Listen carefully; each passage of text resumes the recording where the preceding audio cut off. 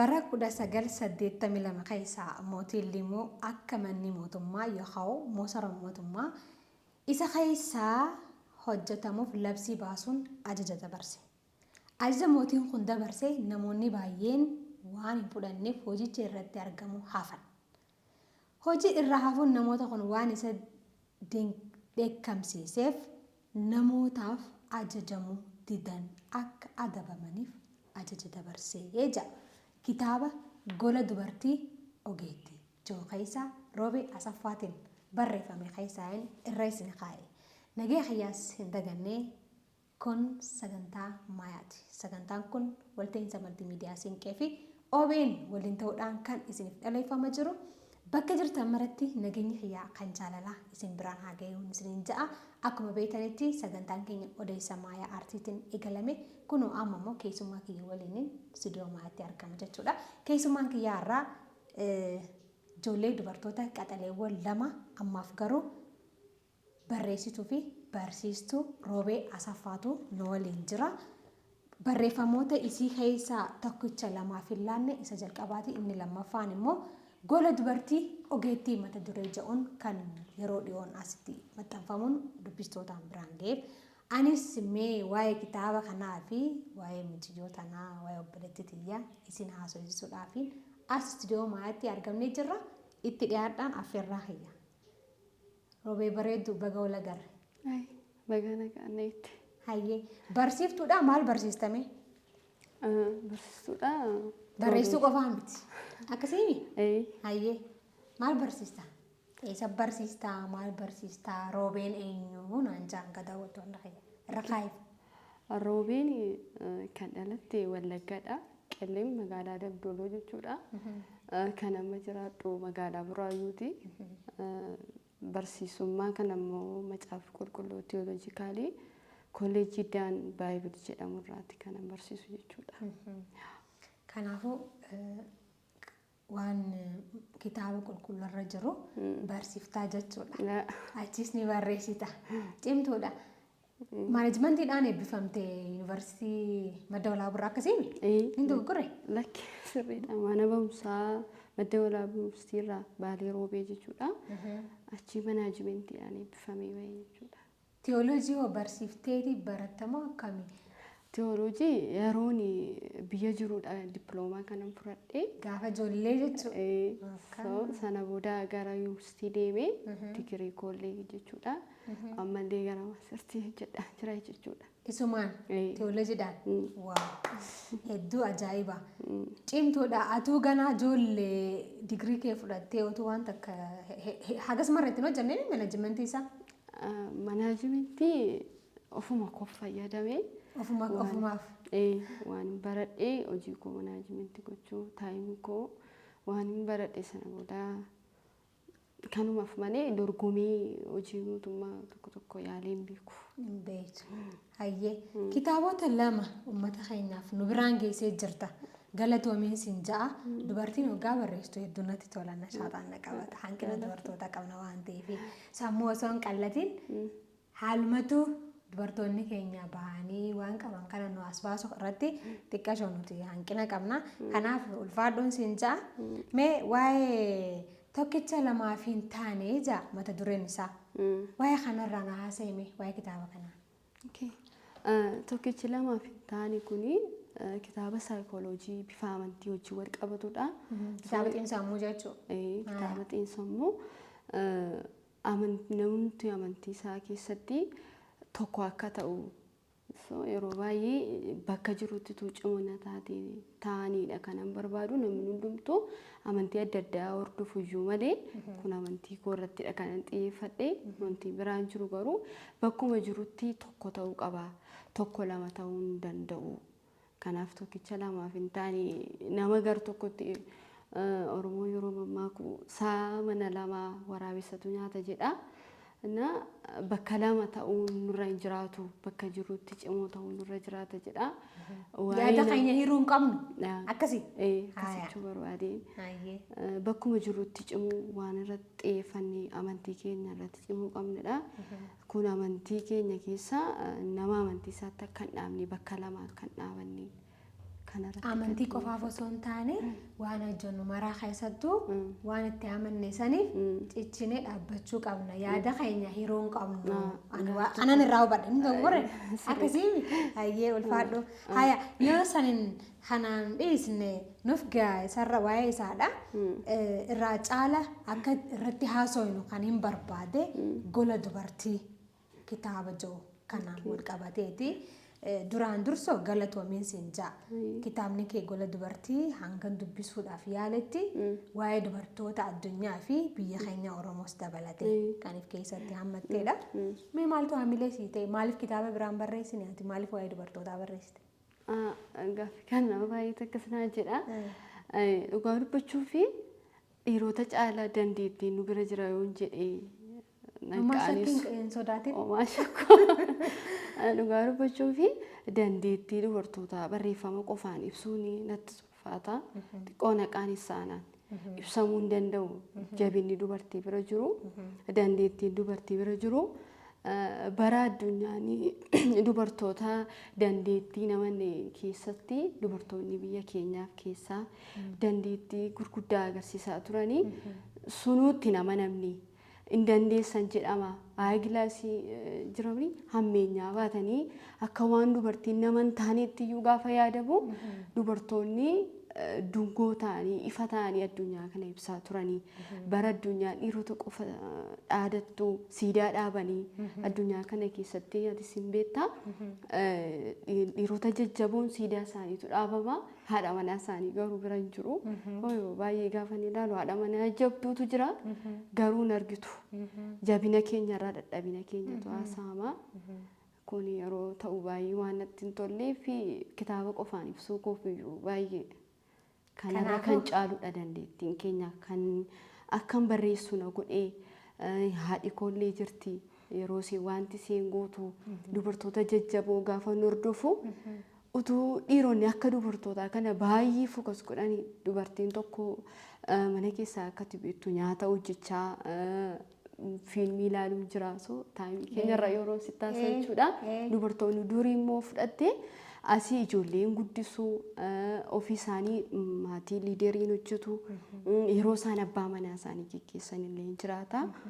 Kanaaf dubartiin kana hunda irra haateeti gola dubartii barreessuu dandeessee jechuudha. Galatoomii bareedaadha. Mee kitaaba kana keessatti dubartoonni akkamittiin ibsaman cuunfiyoon siin jedhe akkamittiin ibsite dubartoota addunyaarra jiran kana barreeffama gabaabaan yookiin keeyyata tokkoon ibsiyoon siin jedhe akkamitti ibsitame? Keeyyata tokkoon ibsiyoonaan jedhee nama hunda gara mana isaatti hin deebisa. Maaliif namni haadha dhabne jiru haadha malee hin dhalatamu. Namni haadha isaan jaallanne immoo hin jiru. Namni haadha manaa isaaf haadha isaa hin dinqisiifanne hin jiru. Ooma dadhabinni jiraate illee haadha manaan koo akkasii haati koo akkasii jedhama waan ta'eef keessuma keenya jaalala gara haadha keenyaatti tu deebinee dinqisiifannee jabinuma haadha keenyaa qofa yoo dubbanne bakka namni hundumtuu dubartooti maal akka ta'anii hin beekaa. Sirnoota dur haadhota keenya keessatti beenya mul'ataa ajjeesaa tureera. Dubartoonni hin danda'an jechuudhaan beekamtii akka hin kennamneef godhamaa tureera. Dandeettii haadha keenyaa gaafa mul'ifnu haadholii keenyaa fi dubartoota jiraniif beenyaa ta'a jedhee yaada. Barreessaadhaaf wanti dursuu qabu kitaaba dubbisuudhaan miti. Roobeen akkamiirra kanarratti kitaabota hangam dubbistee mi'aate hanga ammaa ni yaadatta? Mee isaan keessaa kan na affeertu jiraate na affeeru siin jee? Kitaaban si affeeru dhugaa dubbachuuf kitaaba dubartootaa si affeera. Maaliif dhiirota yeroo dhamu baay'een dubbifna fokus goonee irratti xiyyeeffannee jechuudha. Seenaa siillee barreesseera as keessatti Joosii Maayilsi kan jedhamtu jechuudha. Dubartii biyya Ameerikaa. Dubartii baay'ee jabduu ani dinqisiifadhudha. Yeroo baay'ee illee moodela godhadhee hordofuuf kan yaalu jechuudha. Haadha seetii abbaa seetiin amma gudeedamtutti illee geessee jirti. Kitaabota 100 ol barreessiteetti. Miidiyaa qooqa garaagaraa 50 waliin sagaleen yeroo barumsisee dhaggeeffatamu illee jiraata. Dubartoonni akkas akkasii kun akkasitti ta'ee jira. kutaa ja'a yeroon baradhu irraa kaasee yeroon baay'ee waa'ee dubbisuu naan gallalle abbaan koo kitaaba see bitee fida jechuudha. Kitaaba see akkati dubbiftuun si afeeraa kanan si afuru immoo bishina sammuu kan jedhu kan isiin barreessite ni jiraata. Kanaaf kanan si afeeraa kan hin dubbisus illee kitaaba seetii. Gaafa dubbichuuf amma ammaatti dubbisuun dhaabnis amma lubbuun jirutti dubbisuun dhaabu. Hayyee hedduu galatoomi umrii kanaanii hangana hunda yaaddee akkanatti bifa bareedaa ta'een akkanatti kitaaba kana miidhagsu keetiin ulfinatti fi kabajatu siif mala. Maaliif kanarratti yoo jajjabina sii taane ani amma siineerii kee baay'eedha. Fuulduraaf immoo waan kana caaluun as baata jedheen abdadha. Kanaafuu cimii akkuma atu ibsite dubartiin uumamaanuu cimtuudha. Waa hedduu dandeessi. Sa'a wal fakkaataa keessatti as ijoollee isii kunuunsaa nyaata hojjechaa waa hedduu itti gaafatamummaa hedduu baatti jechuudha. Kun immoo uumama rabbiin kenneef hawaasa sararamaa waan fudhatee jechuudha. Hoggaanii fi gola dubartii kana miidhagsitu yookaan qindeessitu seenaa eenyutu raajii sitti ta'e akka malee kan dinqisiifatte jechuudha. Seenota baay'ee dinqisiifadha.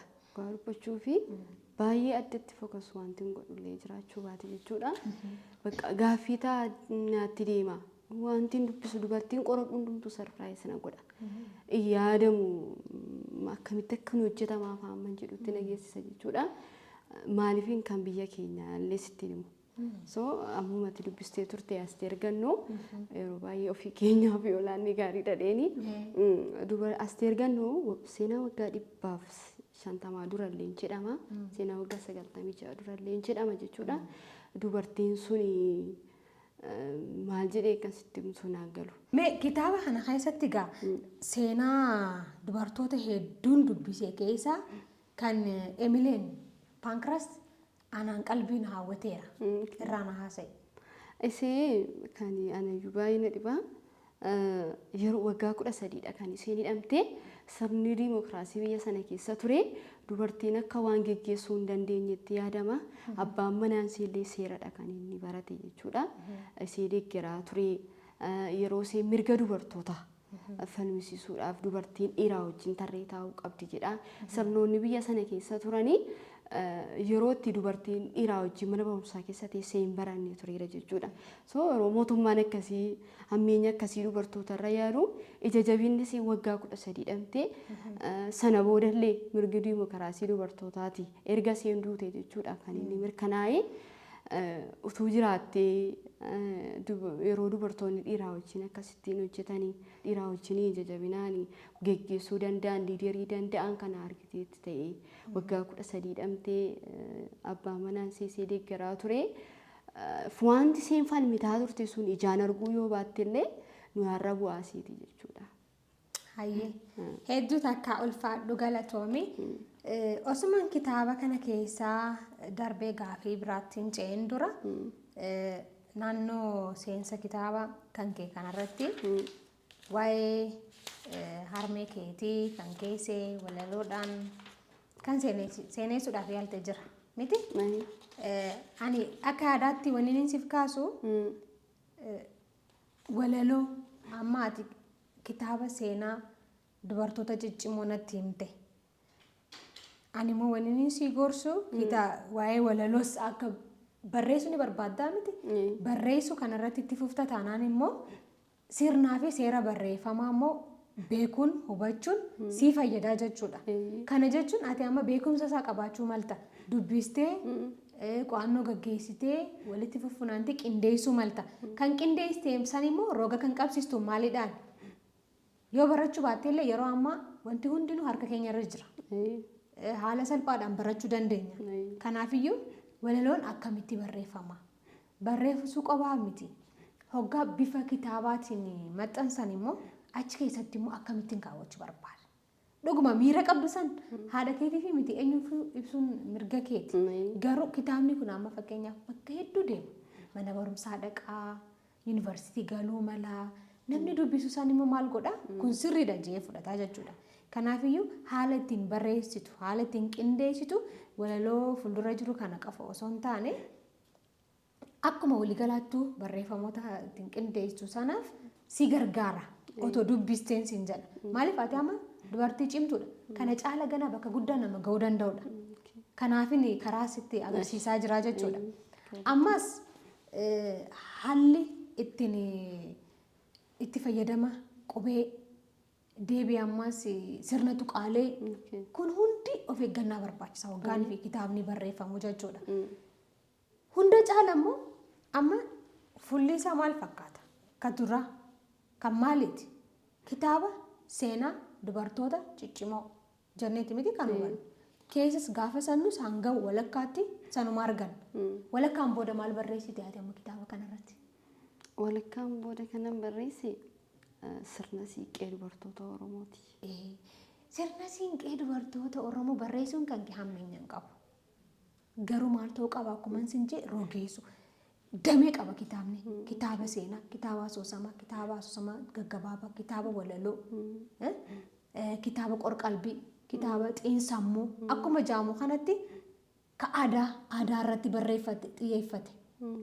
Yookiin immoo seenaa dubartoota ciccimoo irratti xiyyeeffate jenna malee seenaas fudhannee walitti dhoobnee sirnaa fi seenaa walitti naynee jechuudha. Amma kitaabni kun damee kitaaba maaliiti? Hogguun fi ji'ee namni gaafate deebii dhabaa jechuudha. Kun immoo atis dadhabbii kan kee lafattis jala hambisa. Kanaafuu marsaatti aanuudhaaf hoggaan fi maxxansitu adda baastee sirna siinqee kophaatti ammas rifar gochuun barbaachisaadha baay'ee. Waa'ee sirna seenaa nama dhuunfaa miti. Waan beektu waa'een kalaqaa miti. Sirna waan ta'eef sirritti qorattee qo'attee bira geessee itti fayyadamuu qabda. Takka kana. Inni biraa asumarratti kan hoggaan sin jiru hamilee si dhoowwuudhaaf miti. Kana caalaan cimtee akka baatu waan hin barbaaduuf akka irraa aantu waan hin fedhuuf. Inni biraa haala itti fayyadama wabiiti ragaalee. Dhugaadha kun seenaa namaatii miti kan keetii miti. Kan roobee miti. Akkasiin seenaa namaa yookiin waan ta'e qo'annee hoggaan fi fayyadamnu Google gochuu dandeenya. Kitaabarraa dubbisuu dandeenya.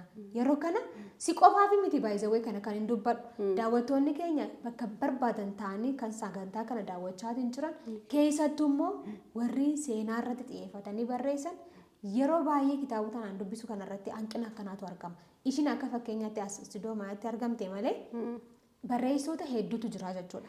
Kanaaf wabii nuti ragaa nuti fayyadamnu san maal gochuu qabna? Rogeessa keenya irratti jala jalaan waan barreessinu eessaa arganne fuula fuulaan yookaan qodduudhaan kaayuu koteeshiinadhaan jechuudha. Keenyeeti kan fudhatame ta'uusaa agarsiisuudha qabna. Jala isaatti jechuudha. Yaada fudhannee sana. Jalatti immoo madda ragaa keenya kaa'uun dirqama jechuudha. Yaada keetii miti waan ta'eef jechuudha. Maayyii irratti waan keessa fuula tokkoon keessa argee garuu haaluma itti taa'e sanuu gaafiidha jechuudha. Kanaaf wantoota kana otoo sirreeffattee ani akka yaada kiyyatti akka ogeettii si dursitee fi akka obboleettii tokkotti kanan irra siif kaayaa jechuudha. Mee yaada keetii immoo naaf ibsite kanarratti. Dhugaa dubbachuu fi galatoomsii jechuun barbaada. Yeroo baay'ee interview fa'aa deebiillee argeera. Kitaaba kana dubbisanii interview nama gochuun illee hanqinni yeroo tokkoon argama jechuudha. Kitaabni kun immoo yeroo barraa'u nama argiif malee waanuma salphaa tokko fakkaata. Bakka waan jiru kana. Kitaabuma akkasitti barraa'e kana akkasittiin ilaaltee nagaafachuu keef illee ulfaadhu siin jechuun barbaada. Namoonni dhaggeeffachaa jiran illee miidiyaa irratti utuu dubbisanii dandeettii isaanii isa uumaan kenneef malee utuu gabbifatanii dubartoonni dura isaanii jiranii seenota akkamii akka hojjetanii utuu baratanii dubartoota cimoo jennee lafa jirutti immoo aasaa qofa akka hin taanetti dubartiin hundumtuu bakka jiranitti utuu cimina agarsiisanii jechuudha. Atilleen jabaadhu cimtuu namaatii sittiin boonaa as istiidiyoo maatti argamu keetiif ulfina guddaadha qabda. Fuulduraaf immoo even gulaalchisishi hoggaan fi kitaaba barreessuudhaaf maxxansuudhaaf yaaddu maxxansuu keetiin dura gulaalchisi. Jiru ijoolleen teenya amma rakkoon namaa hin jiru. Galanni kan rabbiitu dhugaa dubbachuudha. Namni namatti kannatee namni si didee ni jira amma fakkeenyaaf naaf gulaali jettee jiru. Osoo gulaalchistee bar rakkoon kun hundi numamu. Kanaafuu gulaalchisuu naaf laalaa jechuu ofii kee immoo waan barreeffattee san irra deddeebitee dubbisi. Achuma keessa osoo nama biraa hin geessin atumti waa keessa argattaa jechuudha. Kanaaf fuuldura akkanaa godhiinsi hin ja'a yaada biraa yoo qabaatte immoo hireedhaan si kana an xumureetiin jira. Yaada biraan qabu baay'inaan hin jiru jechuudha. Akkuma jalqabaa kaan yaasaa turre ammas irra deebi'ee jechuu kanan barbaadu bakka jirutti dhiirotillee dubartoota isaan bira jiran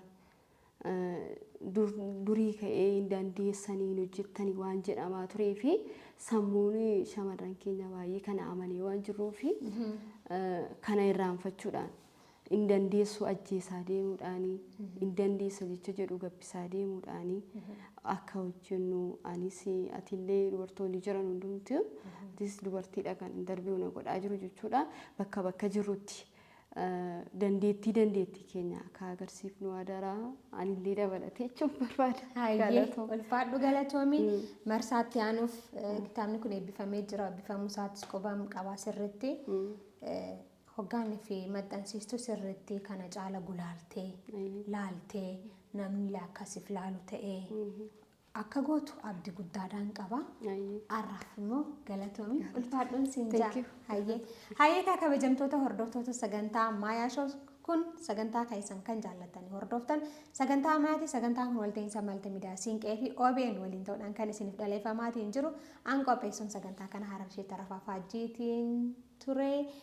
Obboleettiin biyyaa kitaabilee 2 kan nu gumaachise akkanumattis immoo barsiistuu tiyooloojiidha. Roobee Asaffaa nu waliin turuudhaan waa'ee kitaaba isii gaggabaabsine irraa haasofnee jirra. Yaada qabdaniif karaa SMS keenya 8330 takkaan MS tursuudhaan nu biraan ga'aa isiniin ja'a. Turtii muraasaan booda immoo keessummaa tiyyaa kabiraa wajjin wal agarraa turtii gaarii isiniif hawwa.